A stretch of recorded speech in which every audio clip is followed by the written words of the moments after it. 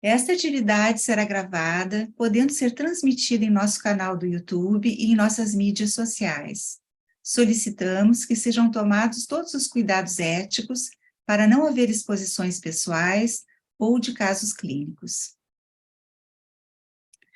Boa noite. Sou Maria Regina Limeiro Ortiz, psicanalista da Sociedade Psicanalítica de Porto Alegre e coordenadora do Café Literário da Psicanalítica.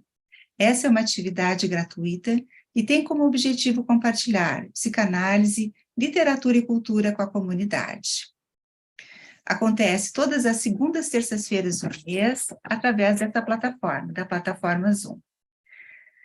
Hoje iremos conversar sobre o livro O Parque das Irmãs Magníficas, de Camila Souza Vilada.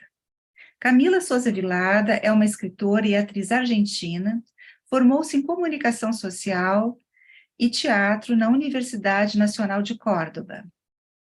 O Parque das Irmãs Magníficas já foi traduzido por vários idiomas. E em 2020 recebeu o prêmio Sor Juana Inês de la Cruz, outorgado pela Feira Internacional do Livro de Guadalajara. Em sua escrita, traz à tona não só registros de sua vivência, evocando a violência e o preconceito e a invisibilidade da comunidade trans. Uma escrita livre, que dialoga entre a memória e a ficção. Para comentar essa obra, hoje vamos contar com a presença da professora Fernanda Borges, professora de literatura e doutora pela PUC, e de nosso colega, o psicanalista Sérgio Leucovics. Cada um terá 20 minutos para expor suas considerações sobre a obra e depois abriremos o debate com vocês. Quem quiser participar, basta clicar na mão abaixo na barra, que irei chamando por ordem de inscrição. Com a palavra, então, Fernanda. Olá, boa noite. Inicialmente, eu gostaria de agradecer a Maria Regina mais uma vez pelo convite para participar do Café Literário, que é um evento que eu gosto muito. E, sobretudo, por me dar a oportunidade de conhecer esse livro, uma obra que eu já tinha ouvido falar, mas não tinha tido ainda a oportunidade de ler. E esse convite veio e me trouxe uma grande alegria. Dentro das obras da literatura contemporânea, essa foi uma das que eu li e que mais me impactou nos últimos tempos. Espero que vocês também tenham lido, ou se não leram ainda, que se sintam instigados a ler depois desse debate, depois dessa conversa, porque é um livro que traz temas muito importantes, mas também é muito bem escrito. Então, ele une essas duas questões que são primordiais para a literatura. O Parque das Irmãs Magníficas, então, é um livro que foi publicado em 2019 e trouxe uma fama literária para a Camila Souza Vilada. Ela tem 3 romances publicados, né, um livro de poemas e um livro de contos. Aqui no Brasil, nós temos acesso, portanto, né, em tradução, somente ao Parque das Irmãs Magníficas, e é um livro de contos que foi publicado em 2022, que se chama Sou uma Tola por Querer-te. Ela veio na Flip aqui de 2022, lançou esse livro, e são, então, portanto, essas 2 publicações dessa escritora que nós temos acesso. Como a professora a Maria Regina comentou, a Camila também é atriz e fez, né, já televisão, cinema, teatro, e ficou, né, relativamente famosa por algumas das suas atuações, e foi a partir disso que nós temos esse livro agora. Por quê? Porque a Camila, quando ela fazia faculdade, ela tinha um blog, ela escrevia em um blog. Então, ela escrevia muitas vezes no verso dos cadernos, depois ia para uma lan house ainda, digitava o que ela tinha escrito e, né, postava no blog. Depois de um tempo, esse blog se chamava A Noiva de Sandro, que é o nome do primeiro livro dela de poemas, né? Ela apagou esse blog, né, então tirou dali, mas um leitor salvou esses escritos, né, havia copiado alguns dos textos dela e deixou salvo. Tempos depois, esse leitor viu informações sobre a Camila como atriz e enviou, portanto, esses textos para ela. E foi a partir da releitura desses textos, que ela havia escrito, então, durante a sua faculdade, o momento em que ela estudava, portanto, e também se prostituía, que ela decide, então, escrever o Parque das Irmãs Magníficas a partir, né, dessa revisita a esses textos, né, mais antigos. Então, a partir daí, ela começa a escrever, portanto, essa história, que a gente poderia pensar como sendo uma história sobre a fúria e a festa de ser travesti, num certo sentido. Ela traz o termo travesti mesmo, em nenhum momento ela vai usar mulher trans, por exemplo, que é algo bem curioso, quando nós começamos a ler, isso nos surge, poxa, ela usa travesti o tempo todo, e essa é uma questão interessante para nós discutirmos, né? Então, a identidade de gênero é um dos temas centrais aqui do livro, e acho que é fundamental nós pensarmos, né, que transgênero, transexual são termos, né, são identidades tanto masculinas quanto femininas. Mas travesti é uma identidade feminina sempre. Então, ela traz também aqui, quando ela comenta sobre a questão do uso do termo travesti, que ela se vê dessa forma, né? A identidade dela, essa autoidentificação, é com o termo travesti, que para ela traz uma questão de resistência e de uma história. Eu trouxe alguns depoimentos dela aqui para compartilhar com vocês, porque eu acho que é interessante nós pensarmos o porquê dessa escolha e o próprio posicionamento dela, porque também por trás disso existe um posicionamento importante. Ela diz o seguinte: o que se lê é uma autobiografia, porque nos vem como uma massa sem forma. Não somos indivíduos, somos a comunidade trans. Algo contra o qual, paradoxalmente, luto.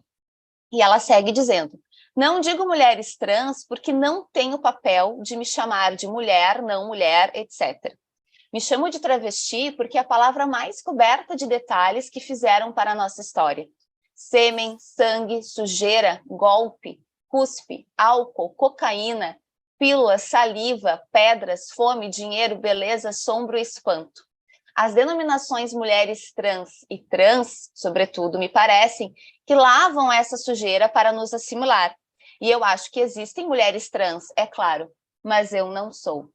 Então, dentro da justificativa dela, né, terminando aqui a citação breve que eu trouxe para vocês, essa ideia de que ela escolhe esse termo por uma questão de autoidentificação, enfim, mas também por uma questão para frisar essa resistência e essa história que para ela está muito forte ainda. Então, ela fala também, né, ao longo de algumas entrevistas, que o primeiro ato de travestimento que ela teve foi o de escrever, que antes de se vestir de mulher, o ato de escrever já foi um ato de se travestir. E isso nos traz também uma série de questões, né, metaficcionais, metalinguísticas, que nós poderíamos questionar e pensar a partir dessa obra. Nós temos, então, uma narrativa inspirada na vida da autora, né, nós podemos dizer autobiográfica em muitos momentos, né, então, ou que a voz da narradora e a voz da escritora vão se fundir. Traz a discussão acerca de um grupo que é muito estigmatizado socialmente, muito pouco representado, se nós formos pensar, e toda essa trajetória dessa protagonista que nasce, então, em uma cidadezinha do interior, uma cidade pequena, encontrando muito preconceito, muitas adversidades para conseguir assumir a sua identidade de gênero, vai nos relatar a questão da sua iniciação sexual por meio de um abuso, e o quanto isso também foi traumático, e, posteriormente, o quanto a sua identidade vai sendo construída a partir do Parque Sarmento, a partir de conhecer, portanto, as travestis que se prostituíam no Parque Sarmento, e o quanto isso vai dando também uma ideia de identidade para essa protagonista, e ela sempre vai frisar para nós duas coisas, ao mesmo tempo, o caráter festivo dessas travestis, mas também o caráter melancólico, né? Então, ao mesmo tempo, é sempre esse paradoxo, é uma grande festividade, uma grande alegria, mas uma melancolia, uma solidão muito grande em todas elas. Nós temos também como uma discussão, né, central aqui a questão da prostituição compulsória e a vulnerabilidade, portanto, né, desse grupo que está sempre sujeito ao transfeminicídio. Nós teremos vários relatos, né, de homicídios, de assassinatos, de suicídios também, de amigas da protagonista que não conseguem superar alguns momentos, que não têm condições naquele momento, a própria protagonista que pensa em suicídio, certo? Então, a gente tem toda essa discussão aqui, dentro dessa ideia de vulnerabilidade, que muitas vezes não é mencionada em uma série de narrativas. E é fundamental frisar também que essa violência, ela vem de vários setores, ela vem da família, E tudo isso, essa narrativa vai mostrar a violência que vem da família, a violência que vem da escola, a violência que vem de parceiros, a violência que vem dos clientes, da polícia, da sociedade de uma forma geral, e também a violência da linguagem, a violência que se dá pela linguagem. Então, em alguns momentos, ela vai frisar, né, essa ideia do artigo feminino, que é a travesti, e muitas vezes, né, vai ter essa ideia de usar o travesti para ferir, né, para, digamos, incomodar, ou ainda a utilização de termos pejorativos, ela menciona em alguns momentos também. Então, essa perspectiva de que a linguagem também vai ser uma forma de violência, também pode ser usada de uma forma violenta em muitos momentos. Paradoxalmente também vai ser por meio da linguagem que essa protagonista vai renascer, né?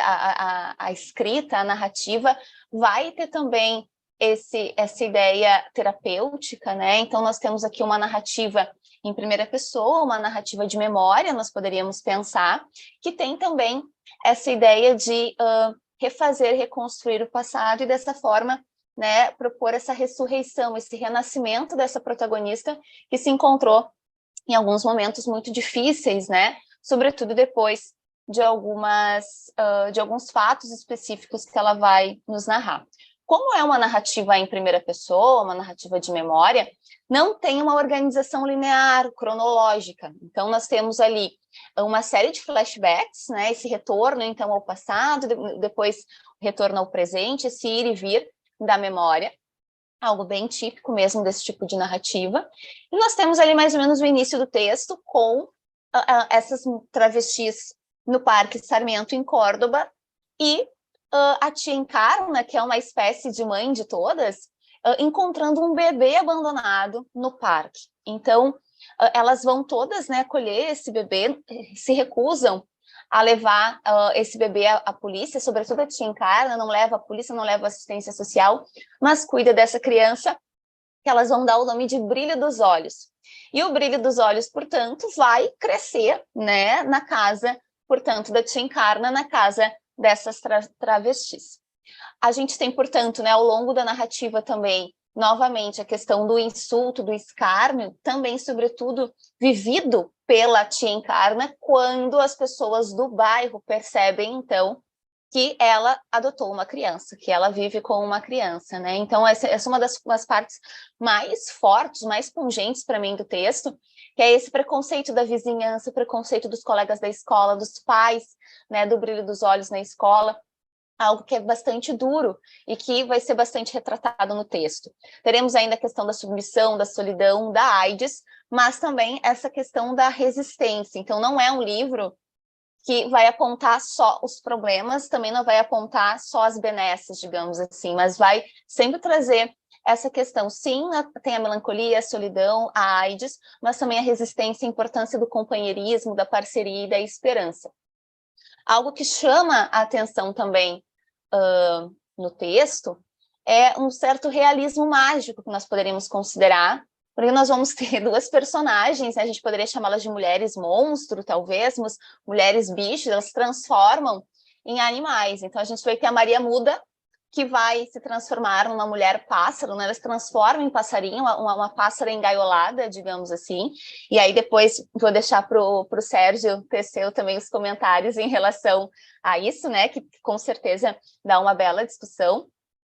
E também temos uma outra personagem, a Nathalie, que se transforma em loba, como se fosse até na lua cheia, assim, uma questão da menstruação, elas questionam do cio, enfim, elas tecem algumas teorias, inclusive sobre a Nathalie, que fica trancada em um quarto durante esse período, porque ela realmente, né, tem garras, tem dentes mais afiados, ela se transforma.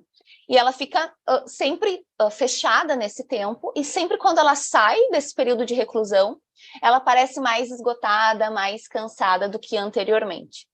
Então, nós temos aqui um pinguinho de realismo mágico, que é uma corrente literária latino-americana que surge ali, principalmente nos anos 60, nos anos 70, como também uma forma de resposta a contextos ditatoriais, totalitários aqui na América Latina.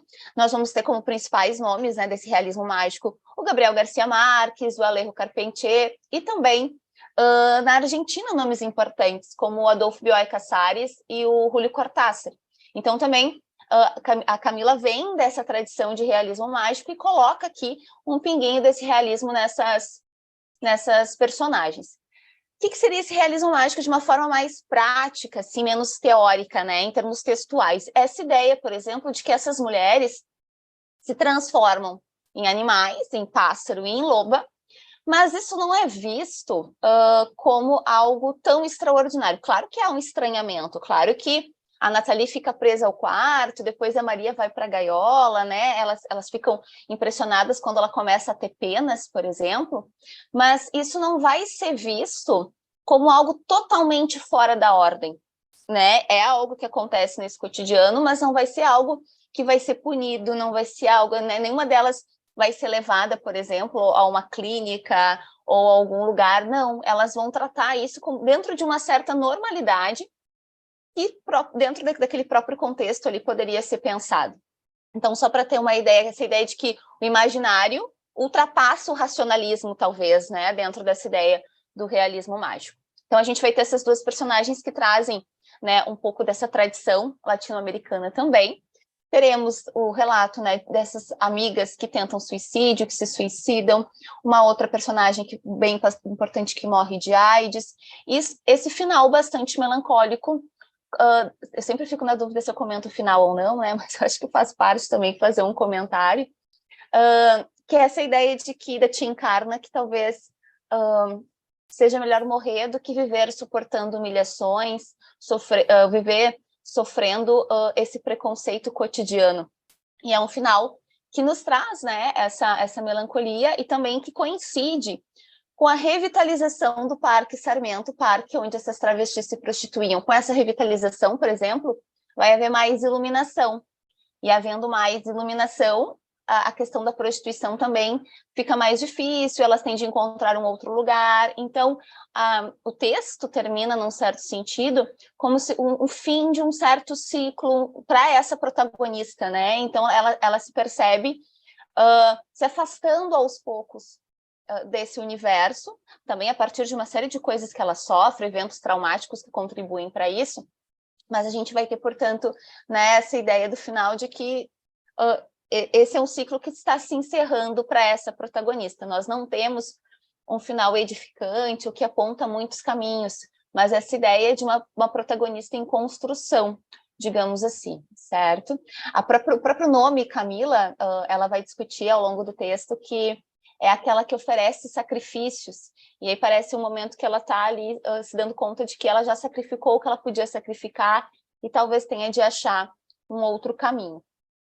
Gostaria de problematizar um pouquinho também, se eu ainda tiver tempo, a questão do termo literatura transgênero ou literatura trans, que muitas vezes, quando nós procuramos artigos, textos, entrevistas da Camila, da autora, geralmente surge esse termo, né? Literatura trans ou literatura transgênero.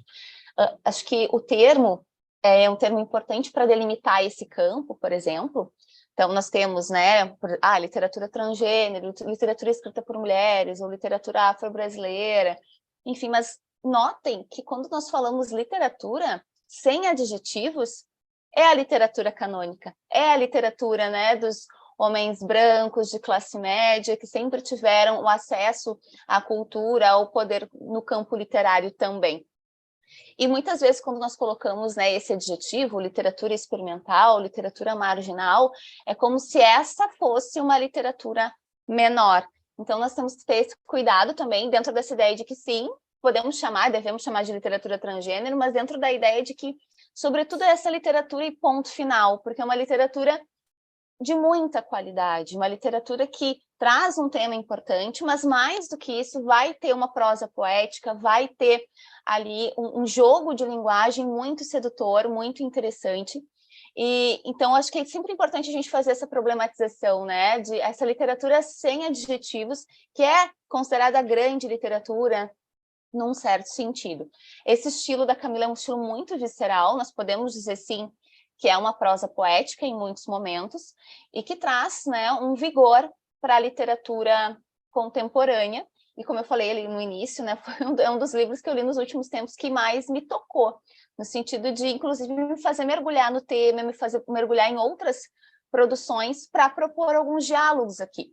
Então, trouxe também para nós pensarmos alguns diálogos para essa problematização, né? No cinema, na literatura, quais outras obras que podem dialogar com esse livro da Camila, né? O Parque das Irmãs Magníficas. No cinema, então, para além do Pedro Almodóvar, que é um diretor que traz personagens travestis, transexuais, né, aborda esse tema com frequência nos seus filmes, mas para além do Pedro Almodóvar, né, então com quem nós poderíamos dialogar aqui? E aí me lembrei de um filme chileno que ganhou o Oscar, acho que foi 2020 ou 2021, que se chama Uma Mulher Fantástica, inclusive o título dialoga, né, o Parque das Irmãs Magníficas, Uma Mulher Fantástica, essa ideia de ressaltar o quanto é uma luta com gente incrível, difícil que essas mulheres têm de enfrentar. É um filme chileno, então também nós temos essa questão, né, latina aqui para se pensar, ganhou o Oscar e traz essa ideia sobretudo dos relacionamentos, né, com uma mulher trans se relacionando e como isso vai afetar o contexto, vai afetar o entorno. Também me recordei de um filme mais antigo, dos anos 90, Traídos pelo Desejo, não sei se vocês conhecem, se vocês lembram desse filme, que é um filme do Neil Jordan, que tem até toda uma discussão sobre o IRA, enfim, uma questão da Irlanda, mas tem um dos pontos centrais, é a paixão do protagonista, do personagem principal, por uma mulher trans. Então, é um filme dos anos 90, né, mas que traz já um pouquinho dessa temática, até para contrastar a abordagem.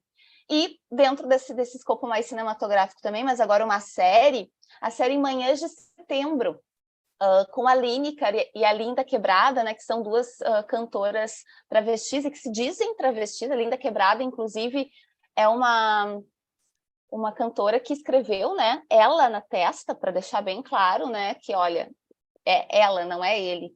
Então, é uma série que eu sugiro, assim, que não terminei de assistir ainda, mas que é muito bonita e traz um diálogo bem interessante dentro de algumas questões aqui que a Camila traz também na sua narrativa. Na literatura, nós poderíamos pensar em duas escritoras, a Amara Moira e a Atena Beauvoir, que trazem textos, né, que são mulheres trans e que trazem essa discussão para os seus textos, mas não só isso, né?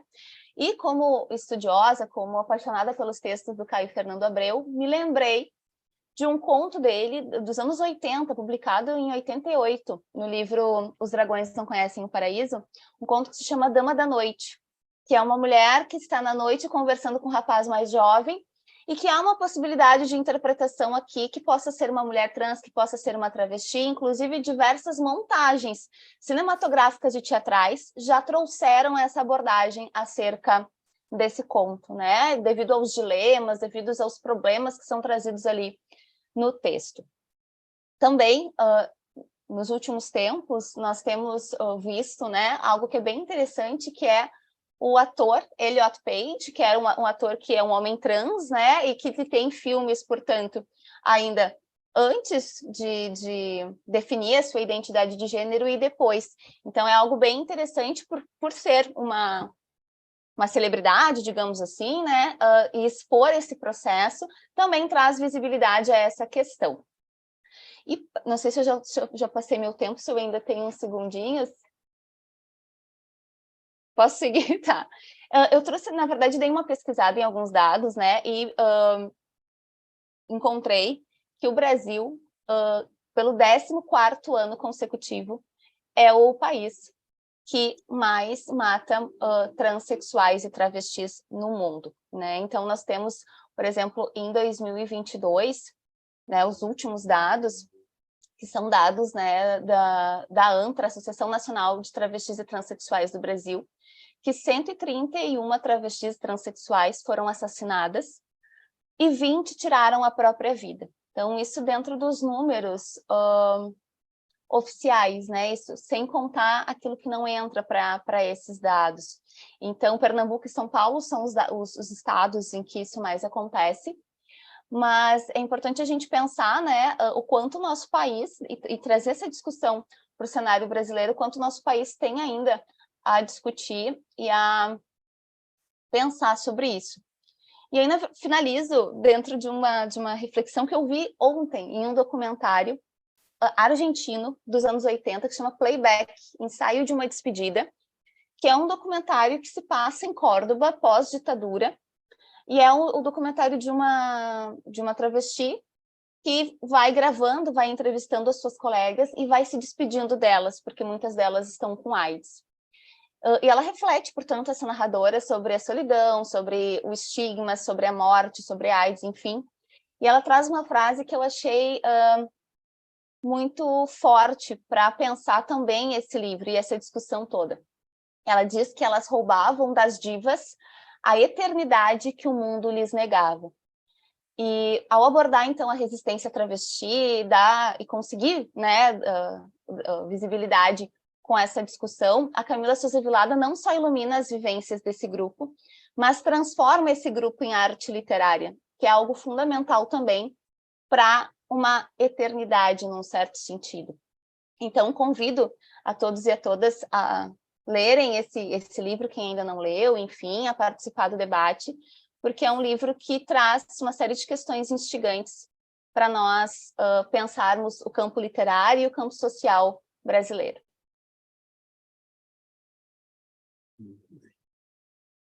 Obrigada, Fernanda. Muito instigante teu comentário.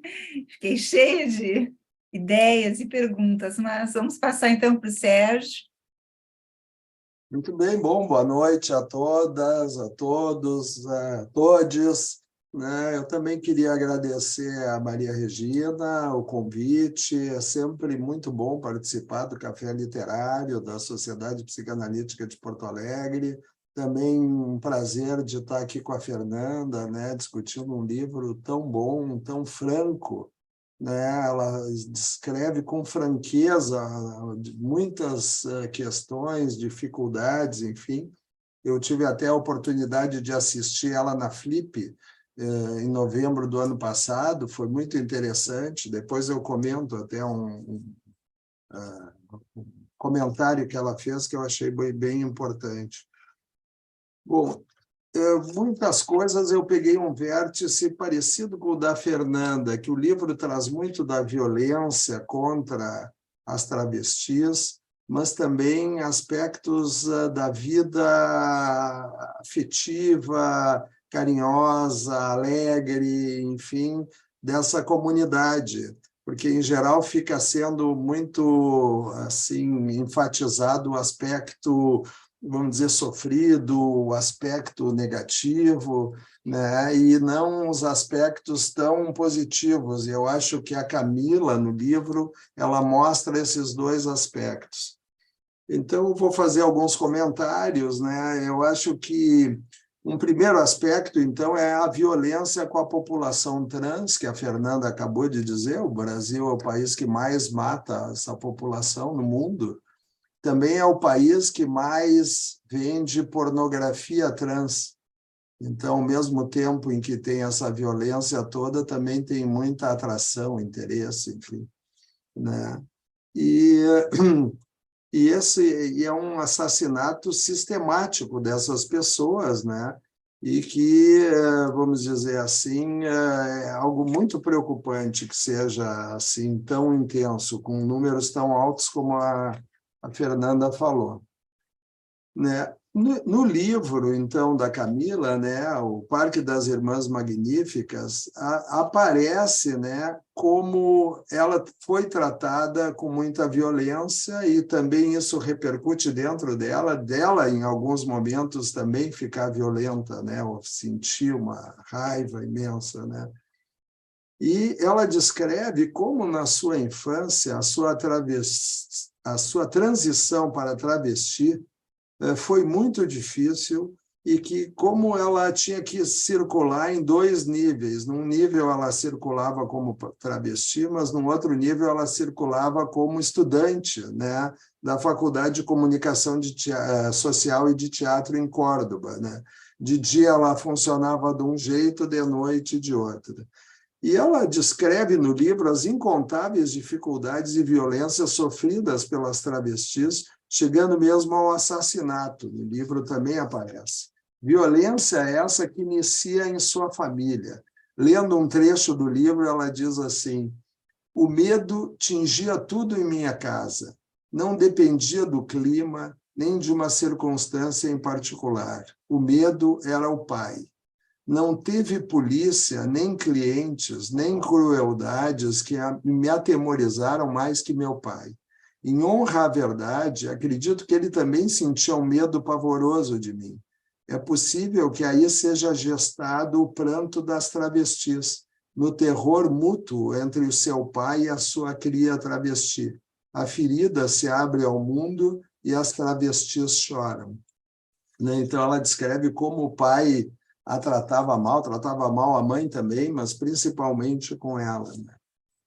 Camila se define como uma árvore solitária.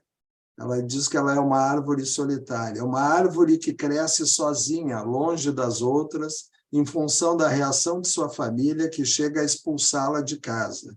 Muitas travestis são assim, árvores solitárias. No entanto, ao formarem um grupo, um coletivo, elas se transformam em uma família e deixam de ser um pouco essas árvores solitárias, que é o que acontece no livro ali. Ela descreve, então, como a Fernanda já comentou, como uma das travestis mais velhas, a tia Encarna, no livro, assume o papel de mãe e passa a cuidar delas. Inclusive, isso aparece muito bem representado quando ela passa a cuidar de um bebê abandonado no parque, abandonado para morrer no parque, né? Uma bela imagem do desejo de todas elas de serem adotadas, de serem acolhidas, né? E isso justamente é o que falta nas famílias, né? Elas são expulsas, são maltratadas pelas famílias de origem, né? E esse cuidado da tia Encarna, no entanto, não é suficiente. E a pressão da sociedade patriarcal, cada vez mais feroz em relação a elas, acaba por fazer as travestis abandonarem o parque, né? E então o bebê, que era batizado de Brilho nos Olhos, né, que também é o outro componente, vamos dizer assim, dessa coisa do brilho, da satisfação, enfim, né? Ele é interessante porque ele é considerado como sendo filho da defunta Correia, que é uma personagem mitológica da Argentina. No outro livro, esse que a Fernanda mencionou, já aparece ali o filho como filho da defunta Correia. A defunta Correia foi abusada pelo pai, né, e engravidou, né, e fugiu. E aí, nessa travessia, ela morre e o bebê é encontrado mamando no peito dela, vivo, depois de não sei quantos dias. E aí ela vira um mito, vira a defunta Correia. E esse bebê, né, é considerado, então, pela Camila, o brilho nos olhos, que seria, então, o filho, né, perdido dessa defunta Correia que foi encontrado vivo. Bom, e eu acho que a Fernanda falou de um diálogo, eu dialoguei também do livro, esse com uma série da televisão que se chama Pose, sobre transexuais, travestis em Nova York, na década de 80, também estão muito ameaçados pela AIDS, mas nessa série mostra claramente como eles se organizam em famílias. E as famílias competem depois num baile, em bailes, com desfiles de fantasias, e concorre qual a família que vai ganhar mais, que vai ter a pose maior, assim, né? E é muito interessante esse lado de como precisa reestruturar uma nova família. E aqui eu acho que ela mostra também como essas irmãs do parque, as travestis, deram um pertencimento para ela, salvaram ela de uma certa maneira, da própria depressão dela, como a própria Fernanda descreveu, né? Eu achei, então, bem interessante esse aspecto que ela mostra o cotidiano da vida das travestis. É um cotidiano que a gente não tem acesso, assim, né? De como é que é a vida de dia, de noite, a casa, os cuidados, a maquiagem, as roupas, as histórias, né? Então, isso eu achei muito interessante, né? E com seus aspectos extremamente sofridos, mas também com seus aspectos amorosos, divertidos e a sua cumplicidade. E o livro, então, funciona como um testemunho, né, da memória da vida trans, né? Eu acho que isso aí é uma coisa muito importante também do livro, né? Bom, através das ilustrações que vão aparecendo no livro, né, a gente verifica a enorme transfobia, eu estou chamando assim, né, essa, vamos dizer assim, essa nossa dificuldade, o nosso preconceito, a nossa intolerância, né, com as pessoas trans ou travestis, e como a gente está inserido dentro dessa cultura, né? E como talvez essas redes de famílias, né, ou de coletivo ajudam a enfrentar, né, essa intolerância. Então, eu acho que isso aí a Camila descreve muito bem, que para ela ser acolhida por essa família, pelas irmãs magníficas, foi uma questão de sobrevivência, né? E ela até descreve que ela, depois que ela engrenou na vida literária, na vida de artista, ela nunca mais encontrou essas travestis, porque, como a Fernanda explicou bem, à medida que a cidade crescia e o parque ficou iluminado, ela se dissolveu, aquela família, né? Elas se separaram, e ela nunca mais procurou e nem entrou em contato, e ela sente isso algo que faltou para ela, né? Porque, inclusive, essas pessoas, uma dessas pessoas salvou a vida dela, numa ocasião que ela descreve ali no livro, né?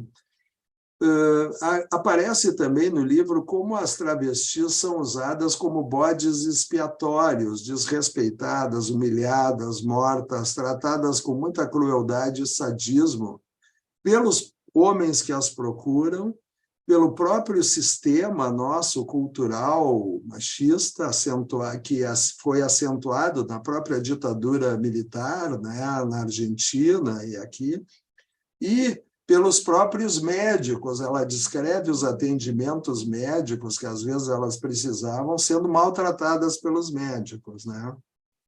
E interessante no livro é que, e simbólico eu achei, que os únicos homens que tratam bem as travestis são os homens sem cabeça. Não é por acaso, homens que estão fora, eu acho, dessa situação. Homens que perderam a cabeça em uma guerra na África, né? Ela descreve. Aí eu quero me deter um pouco só num comentário de que eu penso que a psicanálise e os psicanalistas, de certa maneira, também maltrataram essa população, né? Considerando essa população trans como perversa inicialmente, depois como psicótica, depois como imaturidade. E agora, só recentemente, que está havendo uma mudança na atitude, né, da própria psicanálise e dos psicanalistas em relação a essa situação. Eu lembro aqui um livro, né, da Sofia Faveiro, que é uma psicóloga trans, e ela descreve como podemos lidar com situações onde não parece existir espaço para uma terapêutica individual, quando o racismo, a transfobia e a gordofobia permanecem operando dores, muitas vezes irreparáveis. 50 minutos é muito pouco se comparados a trajetórias de vida, entendendo-se que está errado, que está indesejado, que está desviado. Uma vida criada para não ser vivida, né? Então, por outro lado, ela também mostra no livro, eu vou comentar depois, as questões de alegria dessa população também. Num trabalho Transfobias Psicanalíticas, o José Stona e Andrea Ferrari, de 2020, eles destacam como os analistas ainda têm percepções estereotipadas, negativas e até discriminatórias em relação às pessoas trans, patologizando todo esse grupo. O título parafraseia um outro trabalho que abordava o mesmo tema em relação a homofobias psicanalíticas, que é algo que já está mais aceito, mas agora eles abordam as transfobias psicanalíticas. E eles mostram, principalmente nesse trabalho, que a literatura psicanalítica, Freud, Lacan e seguidores, de uma certa maneira, patologizam a transexualidade, considerando a perversão, psicose e, mais recentemente, imaturidade. Não é o caso de fazer um cancelamento dos autores, eles têm contribuições muito importantes, né, para o entendimento humano, para a psicanálise, mas de fazer uma leitura menos religiosa e repetitiva para poder desconstruir e reconstruir novas hipóteses mais adequadas ao tempo em que vivemos. Freud foi genial ao perceber o inconsciente e a sexualidade infantil, mas se equivocou ao colocar esses achados como universais e não os achados de sua época naquele lugar no centro da Europa. Continuando com a Sofia Favero, né, ela diz que abrir mão da narrativa psicopatológica não é um processo fácil, pontual e específico. Ao contrário, é um movimento constante para evitar teorias normativas hegemônicas que marginalizam as experiências sexuais e de gênero diversas. Daí ela descreve nesse livro o que ela chama de pajubá-terapia. Pajubá, originalmente, é um dialeto que mesclava o português com uma série de línguas africanas, muito usado pelos praticantes das religiões afro-brasileiras. Posteriormente, foi adotado pela comunidade LGBTQIA+. Essa ideia de uma terapia pajubá estaria baseada na escuta da singularidade, não normatizada dessa população. Seria uma escuta de toda a dor e miséria dessas pessoas, mas também de suas sensibilidades e qualidades. Como diz Favero, há uma dimensão do amor, do afeto, do desejo e de vida que não pode ser perdida de vista, ainda mais em um processo terapêutico. Então, a gente tem que nos preparar para superar a resistência que está corporificada em nossa geração e que eu acho que os jovens até sofrem menos dessa resistência, né, frente a essas pessoas, né, para podermos nos aproximar efetivamente do ser humano específico e único que procurou nessa ajuda. E eu acho que livros como esse nos ajudam muito nessa compreensão, né? Acreditávamos muito ter uma identidade de gênero ancorada em estruturas psíquicas estáveis e permanentes ao longo da vida. Seremos capazes desse encontro emocional com instabilidades tão marcantes? Eu acho que esse é o nosso grande desafio, né, como psicanalistas. Eu só queria comentar um aspecto, daí voltando à Flip, a palestra da Camila na Flip, que ela foi um dos participantes. No livro, ela diz que se transformar em travesti salvou ela da depressão, e que ela acha que, às vezes, se tornar travesti tira a pessoa daquela depressão.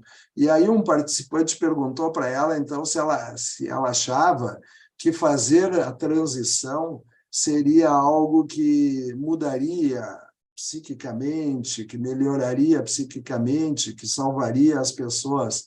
E ela diz que não, que de jeito nenhum, que para mudar as pessoas precisa de um psicólogo, de um psicanalista, que fazer a transição depende de vários fatores, inclusive de uma necessidade interna, mas não para se curar, né? Para resolver alguma coisa de necessidade, mas que para poder sair da depressão, se elaborar, é que precisaria de uma ajuda especializada, digamos assim. Eu achei muito bom o comentário dela. Seria isso, então, para começo de conversa, né? Ótimo, Sérgio, muito bom. E, bom, está aberto, então, o debate. Quem quiser participar da discussão, basta clicar na mão abaixo na tela que eu vou chamando, então, por ordem de inscrição.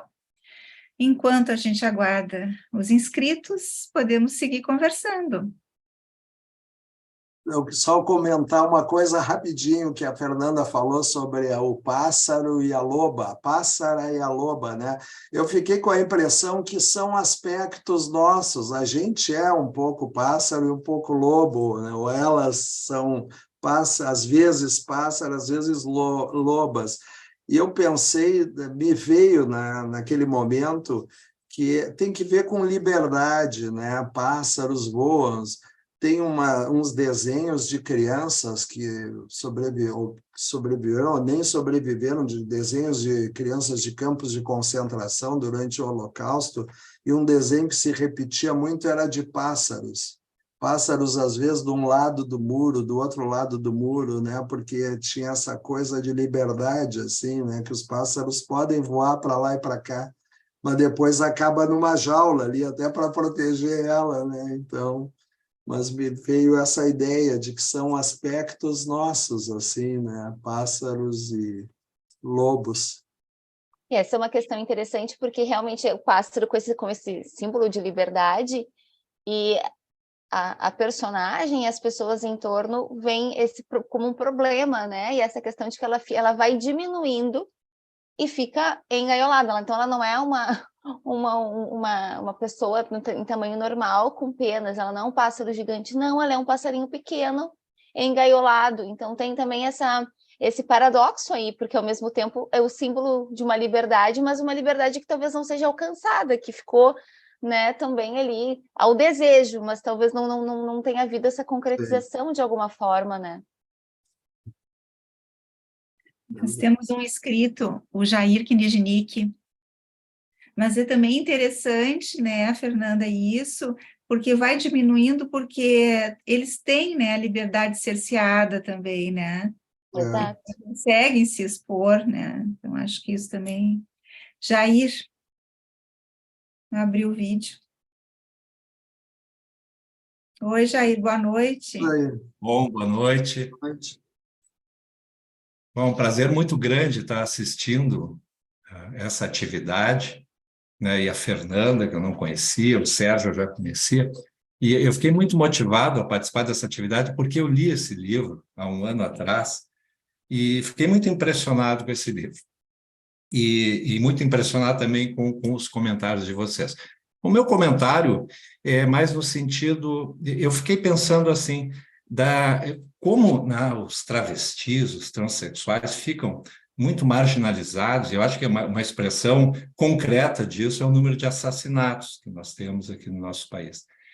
Eu fico pensando na importância das artes e de uma escritora, da qualidade dela, no sentido de construir uma posição de valor, um ideal positivo que nos ajude, né, a corrigir uma visão preconceituosa e desvalorizada, e que também sirva, né, de um mote para uma comunidade tão desvalorizada, de ter alguém representativo como um ideal positivo, né?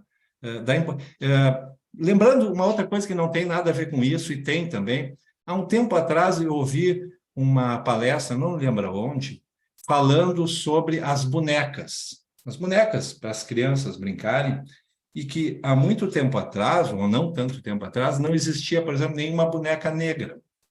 Então, vamos dizer assim, como se aquilo que fosse de valor não era o que uma boa parcela da população era, da sua cor, né? Isso foi se modificando aos poucos. Então, eu pensei isso também como uma analogia a essa situação da importância, né, de uma pessoa tão criativa que expressa no seu livro uma realidade dura, mas a própria escrita é a expressão da criatividade, da vida, essa capacidade de transformar isso, né, em arte, e arte é vida. Era isso. Mais uma vez, olha, meus parabéns à organização e ao que vocês falaram, que foi muito inspirador para mim. Obrigada, gente. Jair, muito obrigada pelo teu comentário, eu concordo plenamente contigo, assim, e eu acho que esse livro ele tem uma questão que é bem isso, ele não mostra só as tristezas, e não mostra também só o cotidiano que às vezes vai ser um cotidiano mais alegre, às vezes nem tanto, mas ele mescla isso, ele mostra essa questão humana. Olha, são pessoas, às vezes mais legais, às vezes não tão legais, que têm seus problemas, que às vezes não são os mesmos problemas que os nossos, certo? Então, eu tenho essa questão, mas, sobretudo, não mostra só aquilo que falta, aquilo que não tem, mas mostra uma riqueza também, que é um perigo, e aí a gente tem que comentar também, que muitas vezes, quando nós temos algumas narrativas, alguns textos, né, de grupos que não são com tanta frequência representados, que não têm tanta visibilidade, que muitas vezes o foco é o problema. E o foco tem que ser o problema, mas não só, porque existe uma riqueza cultural, existe uma riqueza de vivências que deve ser sempre enfatizada. E esse filme que eu acabei mencionando antes ali, Uma Mulher Fantástica, tem toda essa questão do dilema da personagem, mas mostra uma personagem que tem uma vivência artística muito maior, ela tem a vida dela, e mostra, olha, a pessoa não é só isso, ela não está vivendo somente esse problema, esse dilema. Sim, esse problema é importante, sim, esse dilema é importante, mas, né, como a vida de todos nós temos muitas complexidades, muitas vivências e experiências, e esse livro mostra isso, as dificuldades, as adversidades, o preconceito, mas toda uma riqueza cultural, uma riqueza de sentimentos, de afeto, de resistência, que é muito bonito, assim, porque e dá essa, que eu acho que é o que dá essa pungência mesmo para o texto, né? Mostrar, olha, não é só uma coisa nem outra, sair desse maniqueísmo, né? E trazer essa complexidade das personagens mesmo. Eu também concordo com o Jair plenamente, com a Fernanda. Eu acho que é uma tentativa de transformar tanto o sofrimento como a dor e a violência em poesia. Dizer assim, em arte, né? Mas até em poesia, porque tem frases ali que são muito poéticas, como disse a Fernanda, prosa poética, né? Então, eu acho que isso aí é uma maneira de poder lidar, né, com esse sofrimento, transformar.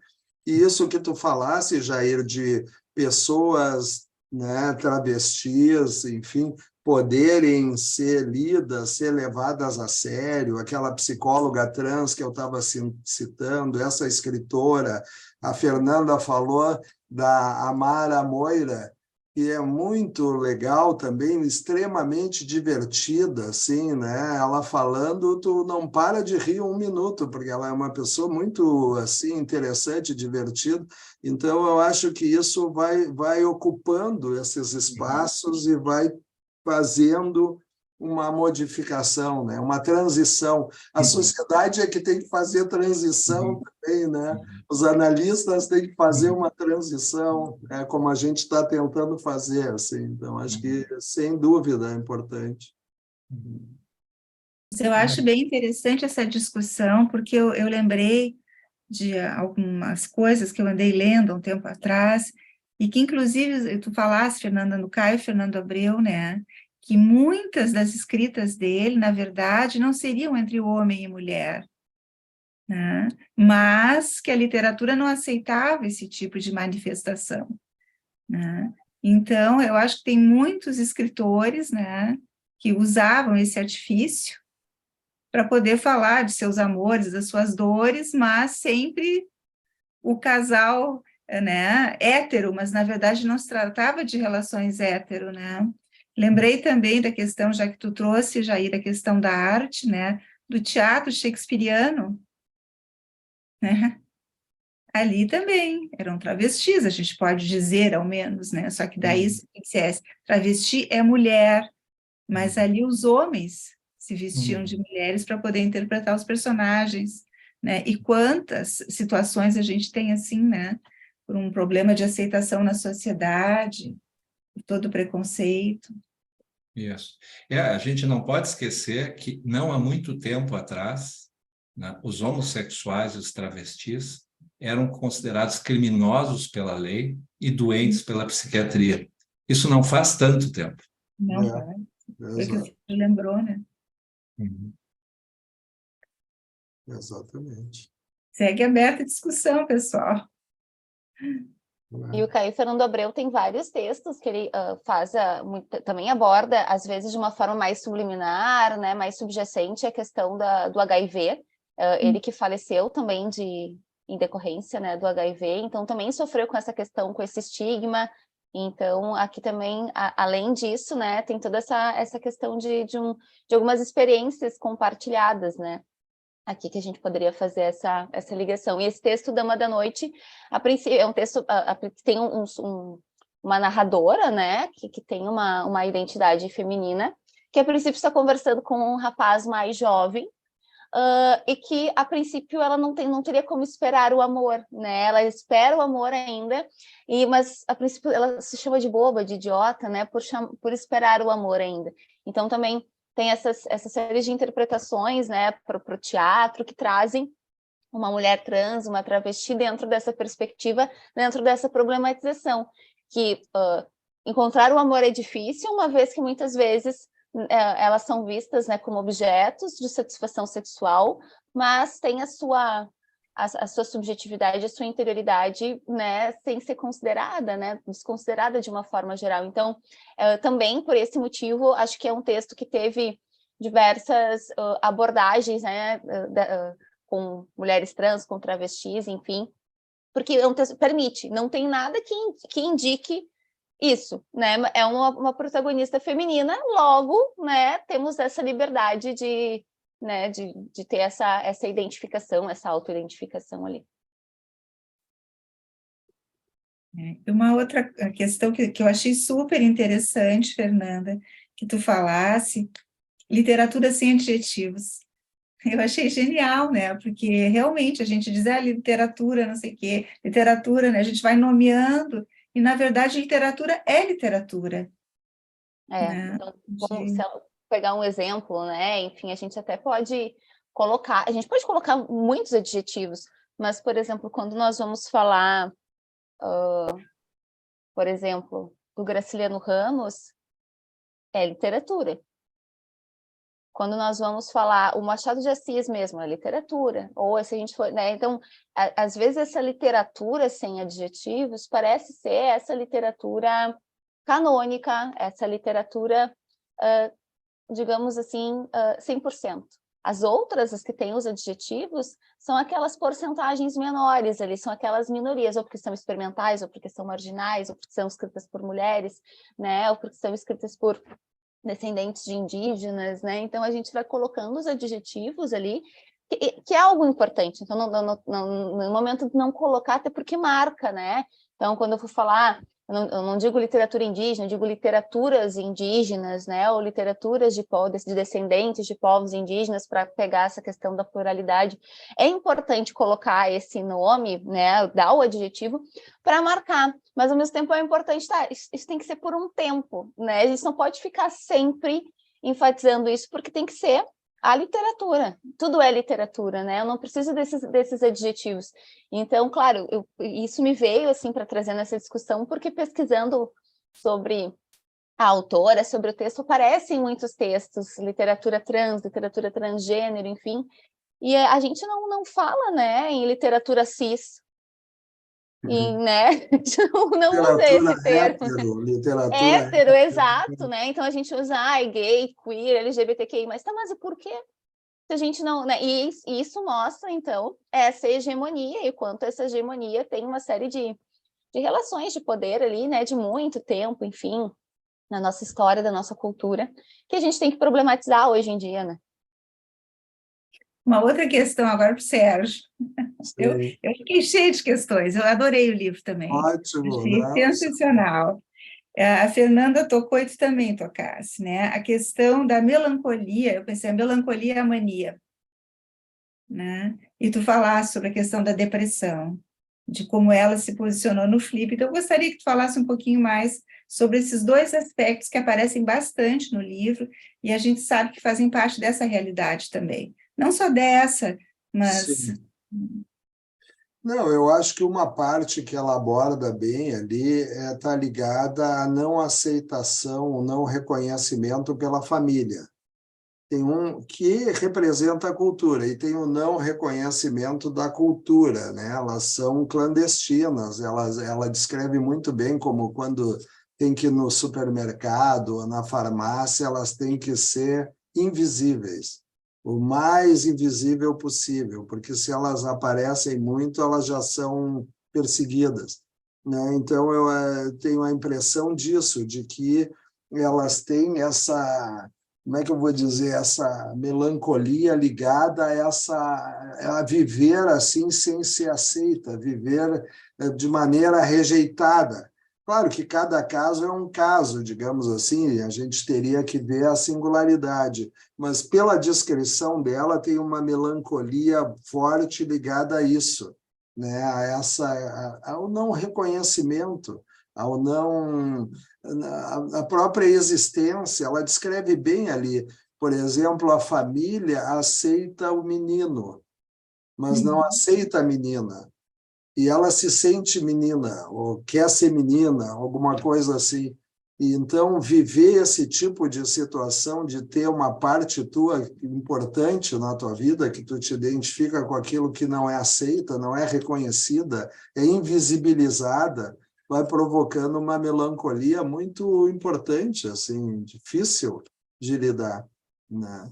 E é interessante isso, e também a mania, porque tem um pouco de mania nas descrições ali das festas, das roupas, do deslumbramento, não deixa de ter um pouco de, eu diria, dessa coisa mais alegre ou eufórica, não sei se dá para chamar de mania, que já seria quase que patológico, mas é uma coisa que tem um deslumbramento ali também e que atrai as pessoas, esse deslumbramento. E uma coisa interessante de se pensar é nos clientes também das travestis, né, que são atraídos, né, e também, talvez, para a sua própria melancolia, vão atrás, né, de situações desse tipo, assim, de relações com as travestis. Interessante que ela descreve também que a atração de muitos homens é por uma mulher com pênis.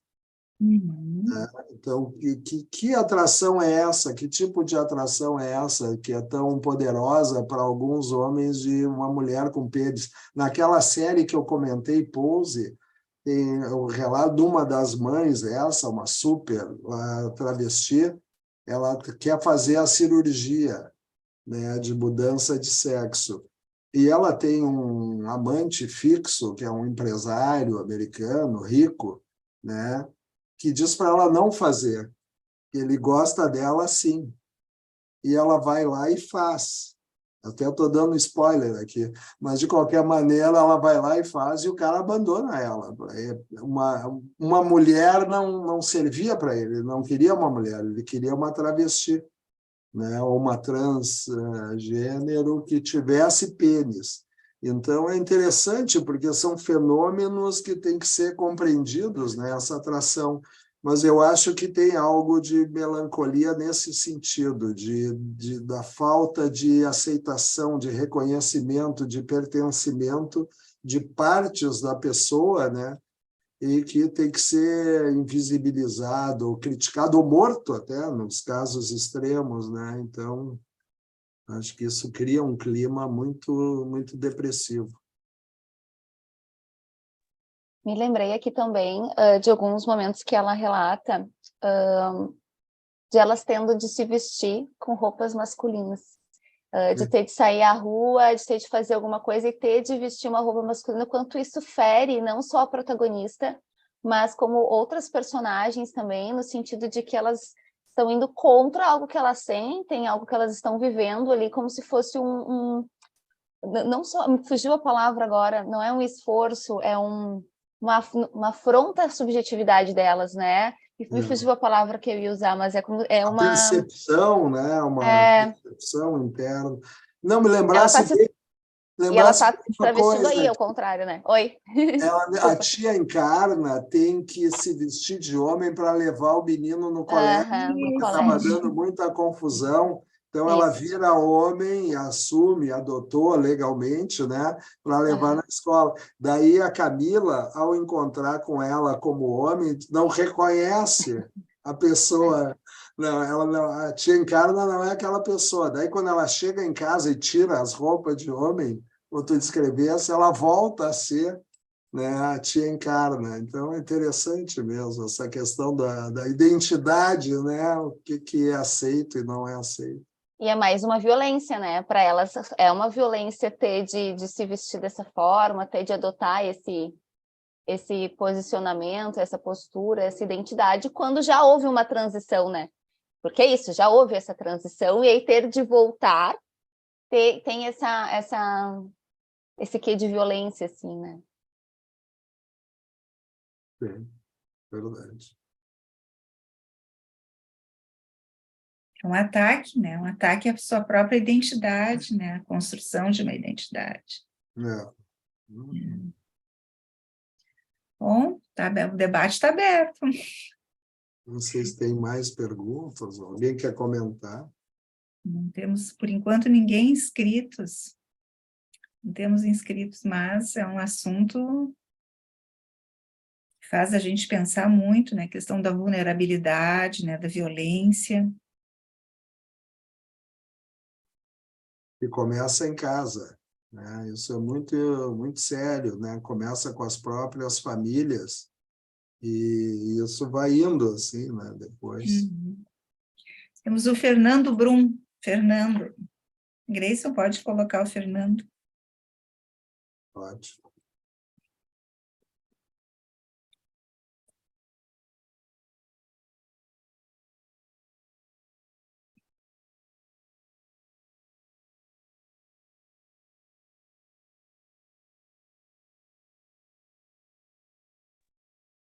Oi, Fernando.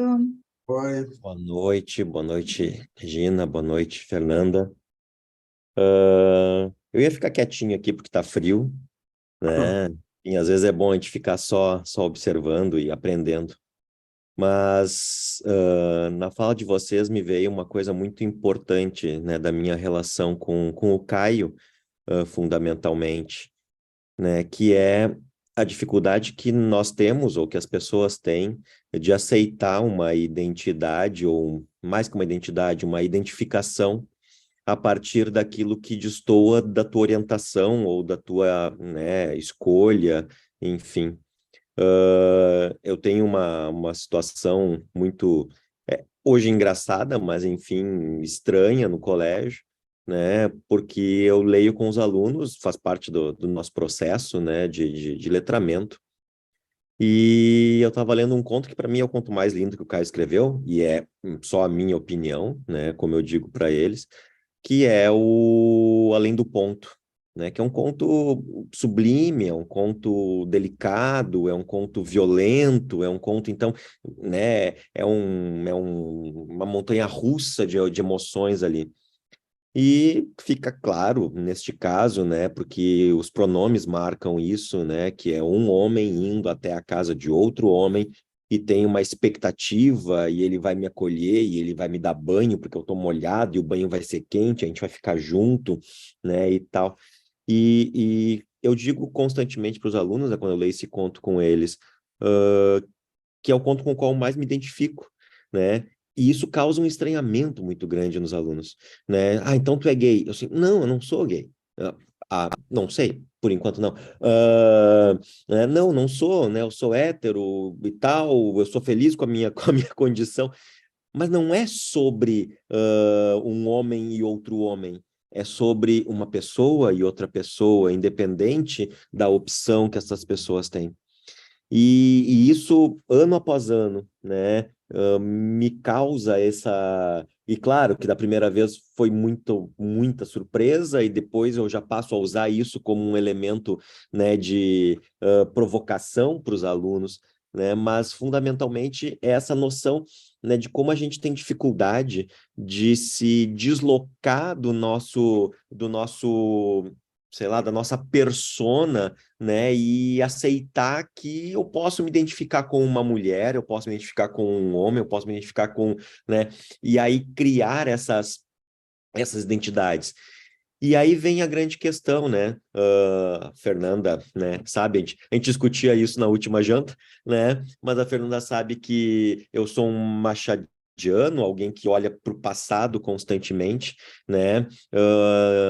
Dentro de uma estética muito vinculada ao hétero cis, né? Ao homem, ainda que o Machado não fosse branco, mas enfim, ao homem, né? Hétero e tal.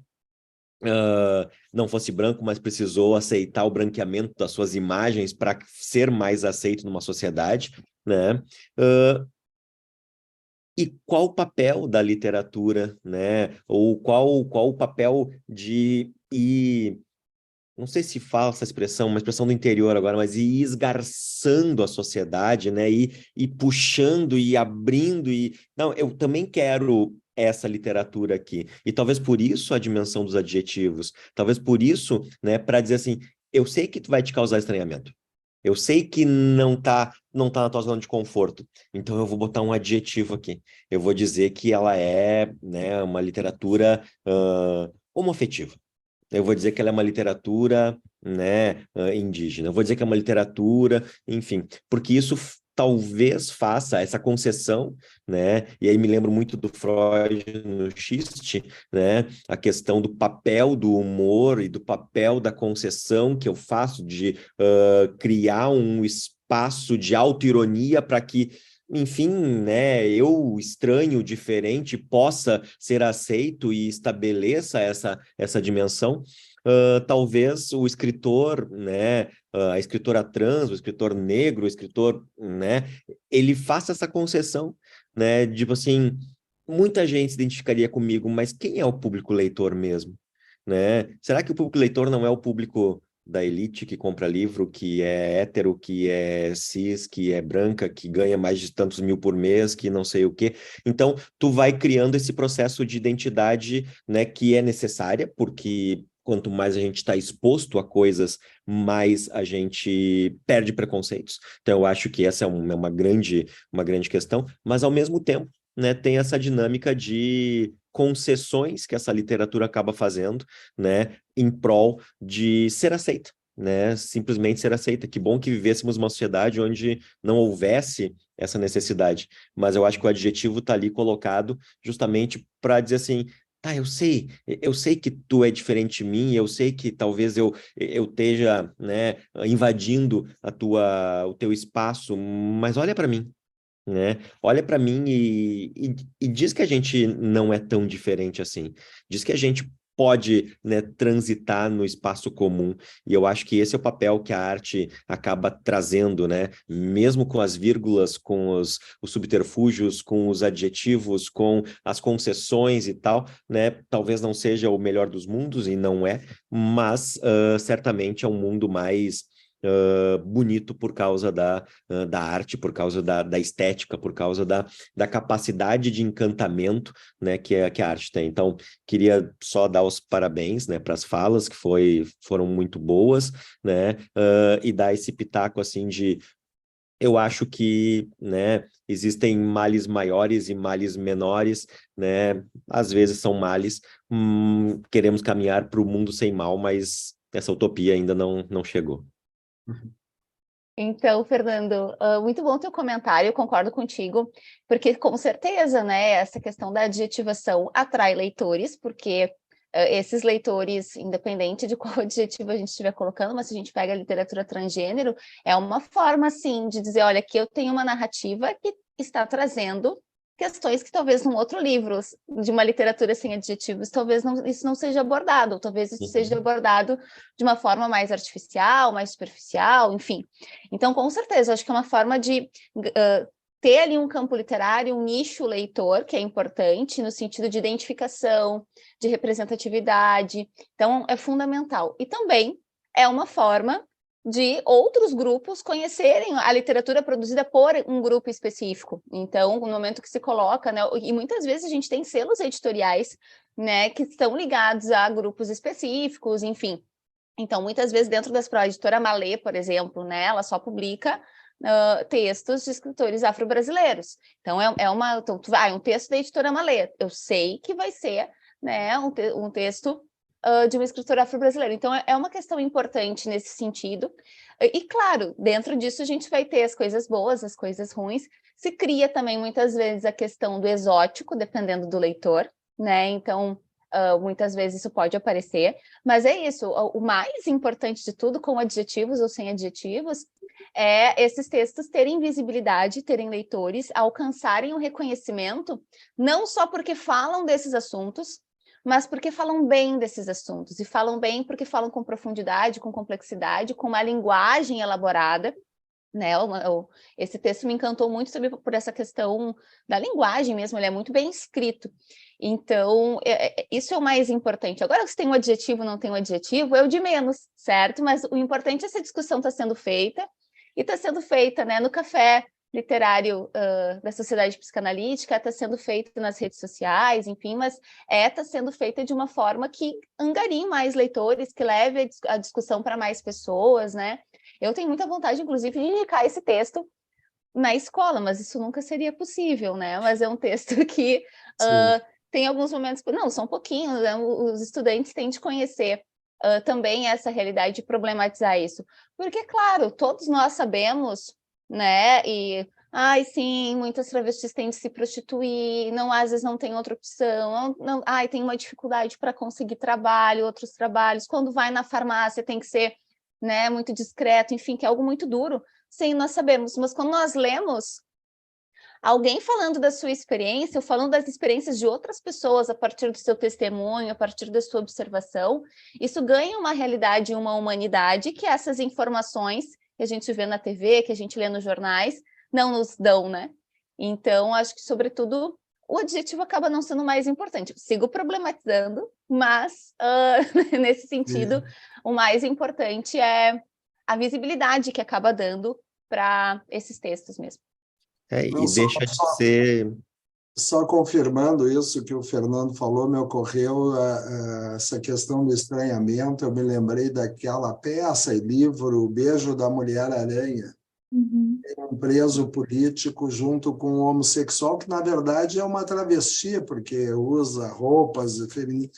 E como o preso político esse começa estranhando e brigando, né, com o companheiro de cela, e como vai se acostumando com aquilo, e como o Fernando disse muito bem, em vez de ser um homem, um preso com uma travesti, são duas pessoas que começam a se conhecer, mesmo com esse estranhamento, e começam a ter uma relação, inclusive, né? E que é muito interessante a evolução, né? Que se a gente passa do estranhamento e consegue se aproximar da pessoa, né? Então se torna uma situação completamente diferente. E é um plot que rende, né? Porque o Puig escreve sobre isso, e o livro eu acho que é do final dos 70, talvez começo dos 80, né? E ele é argentino, se eu não me engano. Ele é argentino, eu li na literatura latina, na faculdade, esse livro, El Beso de la Mujer Araña, né? Já tinha visto o filme, enfim, mas o livro é muito mais intenso, né? Aí a gente vai lá para o cinema americano e tem O Inimigo Meu, né, que é um filme belíssimo justamente sobre isso, né, usa do subterfúgio da questão do extraterrestre, enfim, dessa questão, mas tem essa coisa do, peraí, mas agora que a gente está os dois caídos aqui, não tem mais guerra, né? É o plot, também tem um filme que se passa pós-Segunda Guerra Mundial, que um japonês e um americano caem na mesma ilha e precisa... Então, assim, sempre tem essa dimensão do... né, quando eu tiro aquilo que socialmente eu preciso encarnar, né, o que esperam de mim como soldado, o que esperam de mim como, né, um homem X ou Y, uma mulher de um jeito ou de outro, né, o que sobra, né? Sobra a empatia, sobra a humanidade, né? E aí, só fazendo esse gancho que a Fê falou, né? Outro texto, e esse interessantemente não tem adjetivo, que é o texto da Carolina Maria, chama pelo exótico, né, traz essa dimensão, né, o quarto de despejo, porque, afinal de contas, né, se bem que tem adjetivo, né, afinal de contas era uma favelada, tem adjetivo. Marginal, marginal. Mas, enfim, e aí tem milhões de edições, as pessoas passam a conhecer. E sempre que eu falo da Carolina Maria, me vem na cabeça a Oprah, né? Me vem na cabeça o discurso que a Oprah faz quando ela ganha eu não lembro qual é o prêmio, mas é um prêmio pela obra dela, acho que é um Grammy. Grammy não... enfim, um prêmio, né? Não é o Oscar, mas enfim, da televisão americana. É o Emmy, não é o Emmy? E Amy, eu sempre troco Amy com Grammy, tudo igual, palavra igual. Mas enfim, e aí ela diz assim, eu queria oferecer esse prêmio para todas as pessoas que estão me vendo agora, porque tantos anos atrás eu estava na frente da televisão, vendo Sidney Poitier recebendo o Oscar. Era um homem negro, lindo, sendo aplaudido por homens brancos, por pessoas brancas. E naquele momento eu decidi que eu podia ser uma atriz, né? Então, a ideia da representatividade é muito importante. Então, essa dimensão de, né, essa via de mão dupla, né, de fazer as pessoas se aproximarem, né, de uma realidade que não é a sua, e eu falar sobre isso não seria, eu não teria o famoso lugar de fala para dizer isso, eu teria uma opinião sobre, uma empatia sobre, mas não, né, uma experiência sobre, e ao mesmo tempo, né, fazer com que outras pessoas assim, peraí, né? Essa pessoa tá, né? Tivemos aí a fala sobre o faleiro, né? Que também é um texto brilhante, né? Assim, peraí, eu posso ser da Lomba do Pinheiro e posso escrever um livro, né? Então tem essa dimensão, né? De representatividade, de dizer assim, a minha língua, e eu me lembro do Paulo Coimbra Guedes, né? Falando sobre isso, a importância do orçamento participativo para a literatura do Rio Grande do Sul, né? Lá nos anos 80. A importância, porque as pessoas aprenderam que a minha língua era capaz de demandar questões políticas. Do jeito que eu falava, eu conseguia verba para o meu bairro, para a minha rua.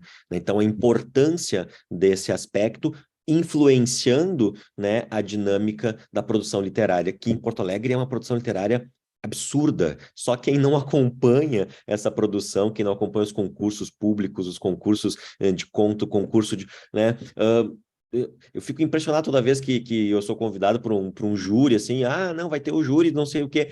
Tá, o que é conto? É livro publicado. Quantos? 70 livros. E era publicado no último ano, 100 e tantos livros de poesia publicados em Porto Alegre, né? Então, assim, a gente tem um mercado, vamos chamar assim, a gente tem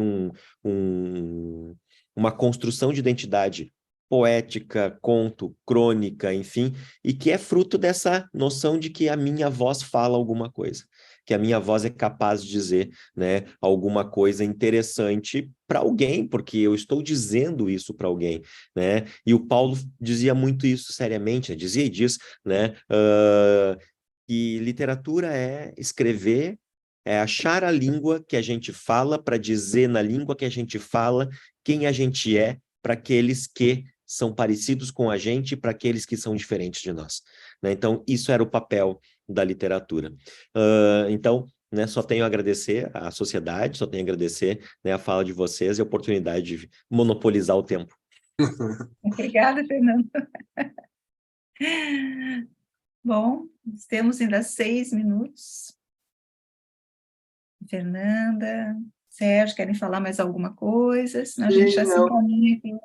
Quer falar, Fernanda? Senão eu tenho um comentário que eu queria fazer, que eu me lembrei dentro desse contexto, até um pouco o que o Fernando estava falando, dessa coisa da humanidade, que ela descreve no livro o melhor Natal da vida dela, que foi quando uma amiga travesti convida ela para irem, a todas elas passarem o Natal juntas e a mãe da amiga, que estava recebendo todas, tem um presentinho para cada uma, né? Então, assim, de novo, poder ter esse acolhimento, né? Essa família, esse Natal, né? Me pareceu muito comovente, emocionante aquele trecho, do jeito que ela descreve, como ela, né, pôde ser reconhecida, todas elas puderam ser reconhecidas como pessoas, travestis, pessoas, e terem um Natal e se divertirem no Natal e receberem um presentinho de uma mãe, né? Então, achei muito assim, tocante esse trecho. Uma delicadeza que elas não estavam acostumadas, né? Elas não tinham no dia a dia, então ganha essa importância. E a questão da festa, de elas se reunirem para fazer uma festa juntas e estarem comemorando um feriado, uma data que todos comemoram também. Então tem esse valor, né? Que é muito bonita essa cena mesmo. E eu acho que, na verdade, eu até poderia comentar mais coisas, mas eu acho que a questão mais importante, assim, nesse momento, é agradecer a todos que nos escutaram, que participaram, né? Agradecer mais uma vez o convite para o Café Literário e, sobretudo, enfatizar a importância da leitura desse texto, que é um texto que realmente vale a pena, que nos traz várias questões, que nos transforma como leitores também. E aí, isso é uma coisa que a arte, que a literatura acabam fazendo, que é sempre a possibilidade da surpresa. Então, a gente pensa, eu já li tantas coisas, não tenho mais o que ler. Não, vai ter sempre algo que vai surpreender, sempre algo que vai trazer algo novo, algo que tu não pensou ainda, né? Que não foi discutido, que tu ainda não discutiu. Então, acho que fica essa sugestão, sobretudo, de leitura, né? Para quem ainda não leu, para quem já leu. A gente sempre tem mais o que pensar, o que discutir sempre sobre o texto, mas foi uma surpresa muito boa, superou as minhas expectativas quando eu li, tentei não ler nada a respeito para fazer a leitura, para ir assim, né, o mais neutra possível, sem estar muito influenciada, e foi uma surpresa ótima.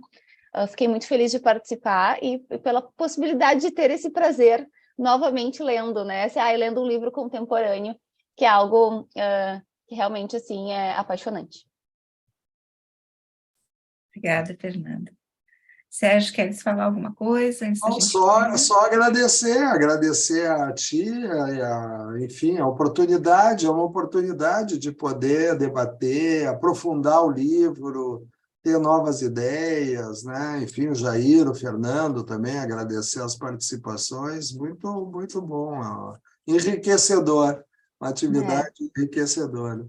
Muito obrigada pela parceria, Sérgio. Gostei muito das nossas conversas aqui. Também gostei, verdade, muito bom. Exato. Bom, a mim, a sociedade, só resta agradecer a participação de vocês, de todos que nos assistiram, Fernando e Jair que contribuíram, né, com as suas questões. Foi uma noite super rica, bem interessante, né, algo a ser realmente discutido, divulgado e pensado, né, seriamente pensado. Então, eu peço para o Grayson colocar o convite para o nosso próximo café.